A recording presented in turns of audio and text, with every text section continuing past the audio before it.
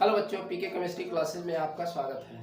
तो बच्चों आज हम पढ़ेंगे सरफेस केमिस्ट्री से एडजॉर्प्शन चल रहा है। एडजॉर्प्शन में आज हम देखते हैं, क्या देखेंगे, ठोस पर गैसों का अधिशोषण। ठोस पर गैसों का अधिशोषण। तो देखिए ठोस क्या होगा, यहाँ पर आपका अधिशोषक का कार्य करेगा और जो गैस होगा वो क्या होगा, अधिशोष्य का कार्य करेगा। यानी कि गैस जाकर ठोस की सतह पर जाकर क्या होगा, चिपक जाएगा, जमा हो जाएगा। तो जो जाकर गैस चिपकेगा उसको हम अधिशोष्य कहेंगे, और जिस ठोस के ऊपर जाकर ये चिपकेगा उसको हम क्या कहेंगे, अधिशोषक कहेंगे। आइए देखते हैं ठोस पर गैसों का अधिशोषण। किसी गैस का ठोस की सतह पर अधिशोषित होने की घटना क्या कहलाती है, गैसों का अधिशोषण कहलाती है या कहलाता है। तो ये मान लीजिए कि आपका क्या है, कोई ठोस है और इस पर जो है आकर कोई गैस, ये कोई गैस आकर क्या हो जाती है, इसके ऊपर सतह पर अधिशोषित हो जाती है। तो इसी को हम कहते हैं क्या, ठोस पर गैसों का अधिशोषण कहते हैं। ठीक है, आपको समझ में आ गया होगा ये बात। अब देखते हैं हम इस ठोस पर जो गैस अधिशोषित होता है, ये कुछ कारक, कुछ फैक्टर होते हैं, उस बात पर ये डिपेंड करती है कब आपका अधिशोषण होगा और कब आपका अधिशोषण नहीं होगा। यानी कि कब आपका अधिशोषण कम होगा और कब आपका अधिशोषण क्या होगा, ज्यादा होगा गैस का।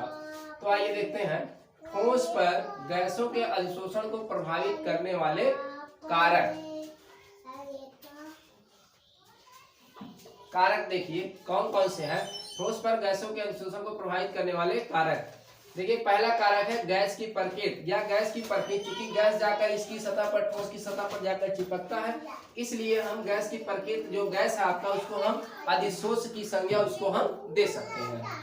तो अधिशोष की प्रकृति भी हम कह सकते हैं। जिस गैस की क्रांतिक ताप उच्च होती है, देखिए पहले से भी हम बताते चले आ रहे हैं, जिस गैस की क्रांतिक ताप उच्च होती है उस गैस को आसानी से जो है कम ताप एवं अधिक दाब पर जो है आसानी से द्रवित कर सकते हैं। और ऐसी ही गैस क्या होगी, जाकर अधिशोषक की सतह से जब टकराएगी तो आसानी से वो उस पर क्या होगा, जाकर अधिशोषित हो सकती है। ठीक है, तो वही चीज यहाँ पर हमने बताया, जिस गैस की क्रांतिक ताप उच्च होती है ऐसे गैसों को उच्च दाब एवं कम ताप पर आसानी से द्रवित किया जा सकता है। जैसे आपके क्या है, CO2 गैस है, सल्फर डाइऑक्साइड गैस है, अमोनिया है, Cl2 है।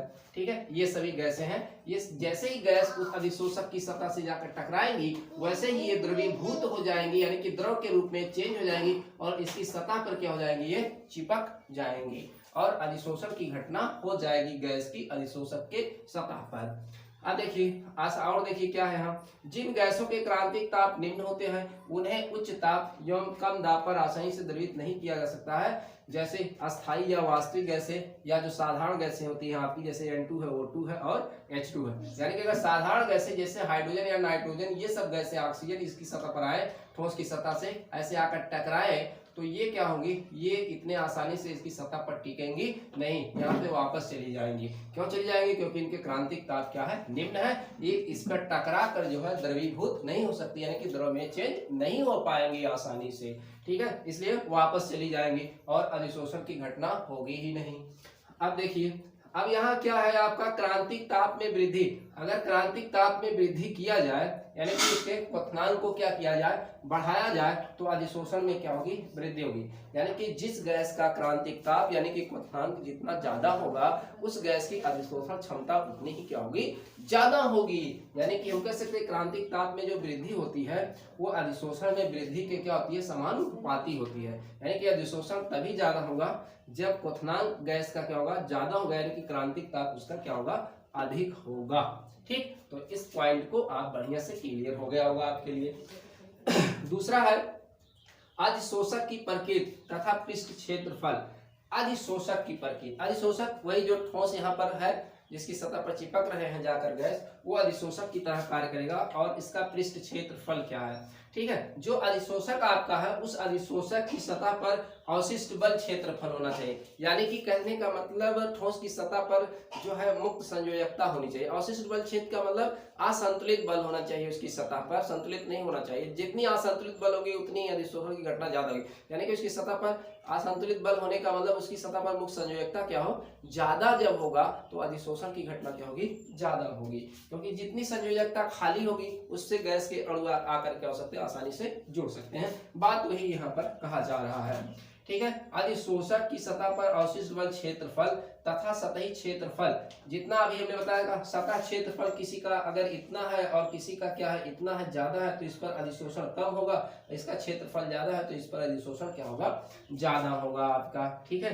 तो सतही क्षेत्रफल पर अब किसी ठोस की किसी अधिशोषक का सतह क्षेत्रफल आप कैसे बढ़ा सकते हैं, उसकी सतह क्षेत्रफल कैसे बढ़ा सकते हैं, उसे छोटे छोटे टुकड़ों में तोड़कर पाउडर के रूप में करके यानी कि चूर्ण के रूप में उसको कर दिया जाए, या जो है उसमें खुरदुरापन उसकी सतह पर बढ़ा दिया जाए, उसमें पीक्स यानी कि उभार बढ़ा दिया जाए, उसमें दरारें बना दी जाए, उसमें सक्रिय केंद्र की संख्या ज्यादा बढ़ा दी जाए, तो मुक्त संयोजकता की यानी कि संख्या बढ़ा दिया जाए, तो ये सब आप बढ़ाकर उसकी सतह पर अधिशोषण क्षमता को आप बढ़ा सकते हैं। तो देखिए वही सब चीजें यहाँ पर लिखी हुई हैं।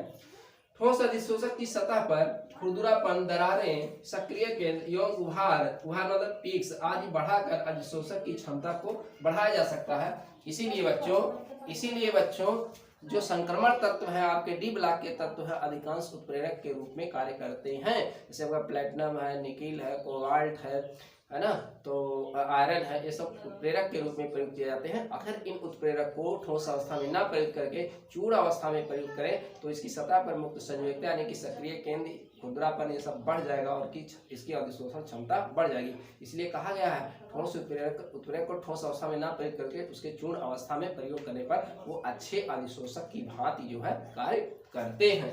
तो देख लीजिए यहाँ पर हमने लिख रखा है, तो क्या कर सकते हैं, ये केंद्र एवं उभार आदि बढ़ाकर अधिशोषण की क्षमता को बढ़ाया जा सकता है। देखिए जैसे कोलाइडी आपका पैलेडियम है, प्लैटिनम है, गोल्ड है, निकिल है। तो पैलेडियम की देखिए कोलाइडी अवस्था में पैलेडियम की सबसे ज्यादा जो है अधिशोषण क्षमता होती है, प्लैटिनम की कम, गोल्ड की और ज्यादा और निकिल की सबसे ज्यादा होती है। यानी कि आपको एकदम क्लियर होगा, जितना हम उसके टुकड़े करेंगे, जितना उसके सक्रिय केंद्र उत्पन्न करेंगे, जितना खुरदुरा करेंगे, जितना पीक्स बनाएंगे, उसकी अधिशोषण क्षमता उतनी ही बढ़ेगी, क्योंकि ऐसा करने पर क्या होगा, उसमें मुक्त संयोजकता बहुत ज्यादा बढ़ेगी। इसलिए किसी भी उत्प्रेरक को ठोस अवस्था में ना प्रयुक्त करके उसकी चूर्ण अवस्था में प्रयुक्त करेंगे तो अच्छे अधिशोषक की तरह कार्य करेंगे। नेक्स्ट पॉइंट देखते हैं, बस बहुत ज्यादा नहीं देखना आपको, बस इतना आपको इसी तरीके से याद करना है, तैयार करना है।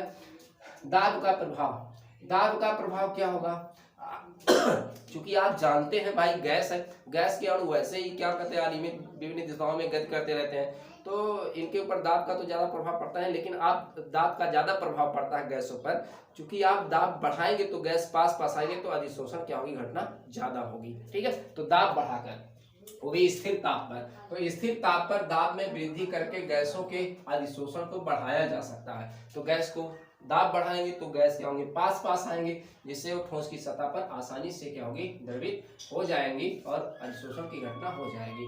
निम्न ताप पर दाब में वृद्धि करने पर अधिशोषण की मात्रा तेजी से क्या बढ़ती है। अगर ताप को आप घटाते जाएं और दाब को आप बढ़ाते जाएं, ताप को घटाते जाएं, दाब को बढ़ाते जाएं, तो अधिशोषण की मात्रा क्या होगी, तेजी से हो जाएगी, ठीक है। ये दाब बढ़ाने का प्रभाव हुआ, ठीक है, क्योंकि गैस पर दाब का प्रभाव सबसे ज्यादा पड़ता है। गैस को आप बहुत ज्यादा जो है दबा सकते हैं, अर्थात कह सकते हैं गैसों में संपीड्यता का गुण जो है सबसे ज्यादा होता है, ठीक है। आइए देखिए लास्ट है और ताप का प्रभाव देखते हैं, इफेक्ट ऑफ टेम्परेचर। चूंकि जानते हैं गैस के अणु अधिशोषक की सतह से क्या होते हैं, दुर्बल वान डेर वाल्स बल द्वारा जुड़े रहते हैं। अब आप जानते भी गैस के अणुओं के बीच में खुद क्या होता है, दुर्बल वान डेर वाल्स फोर्स होता है, ये इनके बीच में है ना, तो ये जो है दुर्बल वान डेर वाल्स बल द्वारा जुड़े रहते हैं। अतः ताप में अगर आप ज्यादा सा वृद्धि करेंगे, ताप में अगर आप वृद्धि करते हैं तो अधिशोषण बिल्कुल भी नहीं होगा, इसलिए आपको ताप को कम करना होगा। ताप अगर आप कम रखेंगे तो अधिशोषण तभी होगा, यानी कि अधिशोषण के लिए सबसे अच्छा बेहतर यही है कि उसके लिए ताप क्या किया जाए, कम किया जाए, तो अधिशोषण क्या होगा, ज्यादा होगा।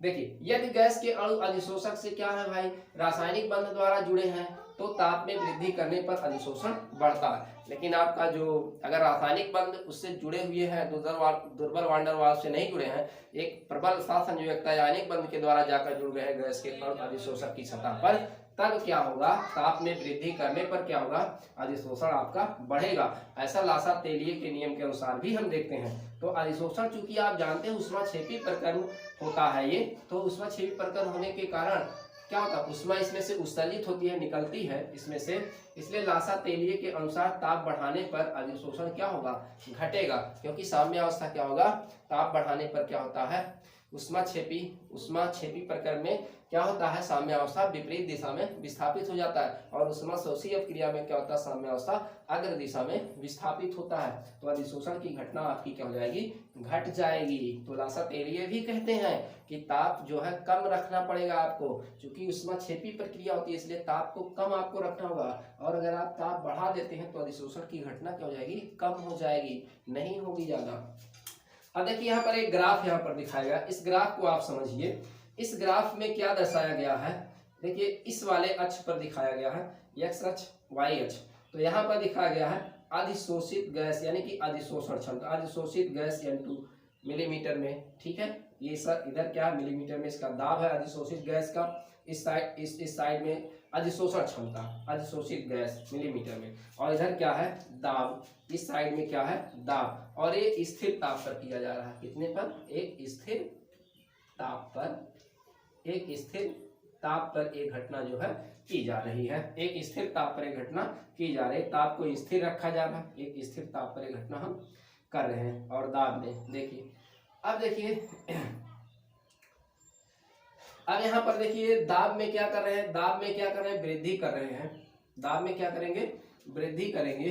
तो देखिए N2 गैस के लिए ये ग्राफ है, दाब में आप जैसे वृद्धि कर, दाब इधर आपका बढ़ रहा है और इधर अधिशोषण क्या होगा, बढ़ रहा, अधिशोषण इधर बढ़ रहा है, यानी कि अधिशोषित क्षमता इधर बढ़ रही है।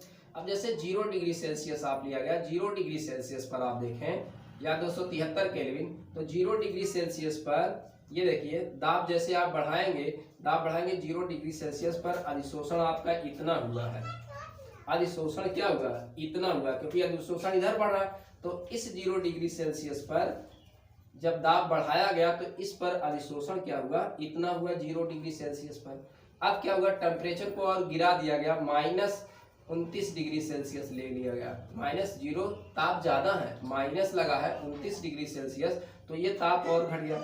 अब इस ताप पर क्या करें, दाब और बढ़ाइए, इस कम ताप पर दाब और बढ़ाइए, तो दाब जैसे आप बढ़ाए तो देखिए अधिशोषण इतना आपका हो गया, यहाँ पर अधिशोषण क्या हो गया, देखिए इस पर अधिशोषण आपका कितना हुआ, यहाँ से चले आए, इस पर अधिशोषण आपका इतना यहाँ पर हुआ 0 पर। अब जब और टेम्परेचर को गिराया गया तो 29 पर देखा गया, -29 डिग्री सेल्सियस पर अधिशोषण आपका बढ़ गया और दाब वृद्धि किया जा रहा। -78 डिग्री सेल्सियस पर देखिए अधिशोषण क्या हो गया, इतना आपका हो गया, यहाँ पर और भी अधिशोषण क्या हो गया, बढ़ गया आपका। और यहाँ देखिए आप इस टेम्परेचर पर देखिए अधिशोषण और क्या हो गया, बढ़ गया, कितने पर, -90 190 डिग्री सेल्सियस पर, है ना अधिशोषण। यानी कि सीधा सीधा बात, जैसे जैसे ताप आपका घटाया जा रहा है और जैसे जैसे दाब क्या किया है, बढ़ाया जा रहा है, वैसे वैसे अधिशोषण आपकी क्या हो रही है, बढ़ रही है। ठीक, तो आपको ग्राफ ये समझ में आ गया होगा। तो ये रहा। तो देखिए हमने जो है जितने भी चैप्टर पढ़ाए हैं, जैसे सॉल्यूशन का पढ़ाया है, इलेक्ट्रोकेमिस्ट्री पढ़ाया है, और जो है केमिकल काइनेटिक्स और ये सरफेस केमिस्ट्री आपका चल रहा है, इन सभी वीडियो के क्या प्लेलिस्ट बने हुए हैं। आप अब हमारे प्लेलिस्ट में जा सकते हैं और वहाँ से चैप्टर वाइज वीडियो है, किस चैप्टर में कितने वीडियो बने हैं सब वहाँ पर दिया हुआ है, आप वहाँ से देख सकते हैं आसानी से। और जो 10 के बच्चे हैं उनका भी 4 चैप्टर का प्लेलिस्ट जो है बना हुआ है, 10 का जो सिलेबस है उसके भी केमिस्ट्री के जो है बने हुए हैं, और इसके साथ साथ कुछ बायो के इम्पोर्टेंट क्वेश्चंस भी हैं, वहाँ भी आपको जो है ये प्लेलिस्ट उनकी भी बना दी गई। आप सीधा प्लेलिस्ट में जाएं और वहाँ से देख सकते हैं, और इधर उधर ढूंढने की कोशिश ना करें, यानी कि परेशान ना हो, आप सीधे प्लेलिस्ट में जाएं, हमारे चैनल को सब्सक्राइब करें, लाइक करें। ठीक है, तो इस तरीके से अब हम आपके लिए और वीडियो लेकर आएंगे अगली कड़ी में। तो इसको तब तक ले आप रिवाइज करें, नोट्स करें, तैयार करें, 1-2 बार रिवाइज कर लेंगे, आपको समझ में आ जाएगा बढ़िया से। तो फिर हम नेक्स्ट वीडियो आपके सामने लेकर आएंगे, तब तक के लिए धन्यवाद, नमस्कार।